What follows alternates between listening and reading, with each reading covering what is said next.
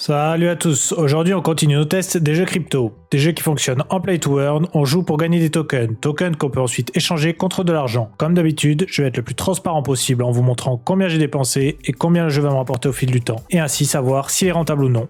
Ce n'est en aucun cas un conseil en investissement. Encore une semaine très calme au niveau des play to earn, intéressant. J'ai jeté mon dévolu cette semaine sur Ninja Fantasy, donc mon test de rentabilité va s'abattre sur lui cette semaine. Ninja Fantasy donc est un play to earn inspiré du très célèbre manga Naruto.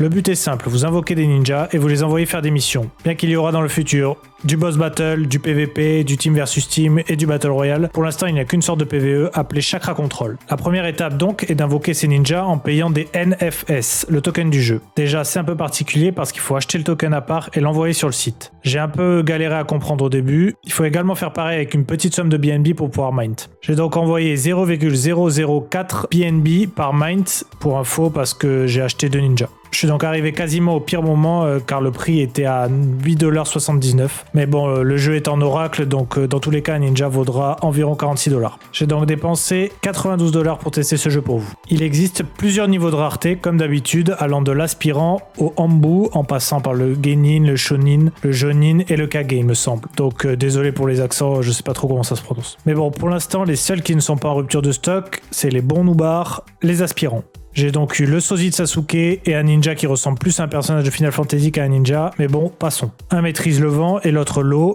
et ont des caractéristiques particulières. Mais comme d'hab, ça ne sert à rien pour l'instant avec le play to earn. Le play to earn, parlons-en, il faut donc envoyer ces 2 ninjas participer au mode chakra control en payant une petite somme de NFS. Une fois sur place, ils sont censés y rester 7 jours pour y gagner des récompenses. Il faut donc chaque jour participer à un jeu qui te rapporte plus ou moins de récompenses. Il faut donc réaliser 5 actions et en fonction de celles-ci, tu gagnes plus ou moins de pourcentage de reward. C'est un peu chiant déjà parce que le montant de la récompense apparaît à 1h du mat. J'ai fait ma première partie samedi et la surprise, mes ninjas sont repartis à la base sans récompense le lendemain. Donc déjà on peut voir un peu l'instabilité du jeu et bien sûr sans aucune explication. Le Discord et le Telegram, il y a quasiment que des Espagnols, donc impossible d'avoir l'information sur le bug. Donc pour faire le calcul, j'ai plus qu'à prier que le lendemain fonctionnera, sinon pas de vidéo. Évidemment, roulement de tambour, le lendemain ça a fonctionné, avec en prime un message d'excuse pour l'erreur de la veille. Bon, ça arrive, on ne le retiendra par rigueur. Donc au niveau de la rentabilité, avec 100% de réussite sur le jeu, j'ai fait 0,48 NFS. J'ai regardé au moment où j'ai eu la récompense, ça fait environ 3,30$, puisque je vous le rappelle, c'est un système Oracle. Sachant que là, j'ai fait 100%, mais que ce ne sera pas toujours le cas.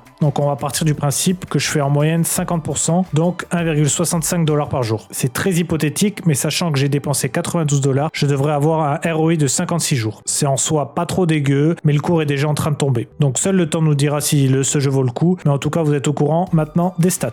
Au rayon des nouveautés, pas grand chose à se mettre sous la dent cette semaine. J'ai testé le raid sur CryptoMine et c'est vraiment éclaté. Au lieu de prendre 0,0443 Eternal, si j'avais fait une expédition classique, je me retrouve avec 0,0295 Eternal, 6 XP, 0 fuel et un message qui me souhaite bonne chance pour la prochaine fois. Super. Donc ouais, pour l'instant, c'est vraiment nul les raids. Sur Coin2Fish, ça avance très bien de mon côté. Comme vous avez pu le voir sur mon Twitter, j'ai ouvert un deuxième œuf que j'ai obtenu grâce à vous. Bon, j'ai une non commune, mais je ne vais pas me plaindre. J'ai fait un misclick et j'ai acheté une plume, vous savez, l'item pour renommer. Donc je me suis fait plaisir, j'ai renommé mon étoile Starry, avec en description le Pokémon préféré de Ondine. Quand j'aurai 10 millions d'abonnés, il vaudra peut-être cher. Au niveau de la guilde, elle est officiellement pleine, donc désolé pour les nouveaux arrivants. J'en achèterai peut-être une plus grosse plus tard, parce que plus on est de fous, plus on rit, n'est-ce pas? Sur Game of Block, malheureusement, le reveal de la rareté de mon royaume se fera après la sortie de la vidéo d'aujourd'hui, donc je vous montrerai ça sur Twitter. Voilà, c'est tout ce qu'il y avait d'intéressant du côté de mes jeux.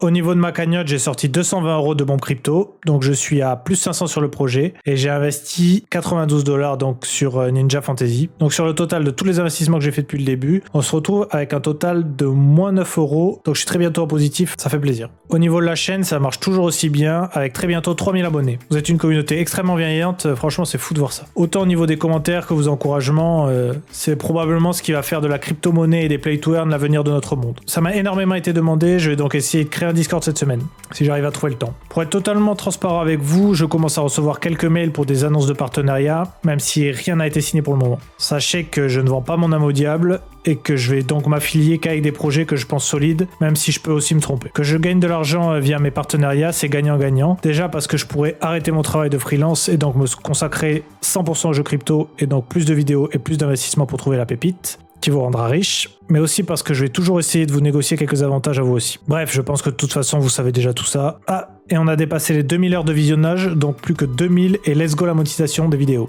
Encore merci pour votre soutien, n'hésitez pas à continuer à me donner de la force, c'est très important et on se retrouve la semaine prochaine pour une nouvelle vidéo.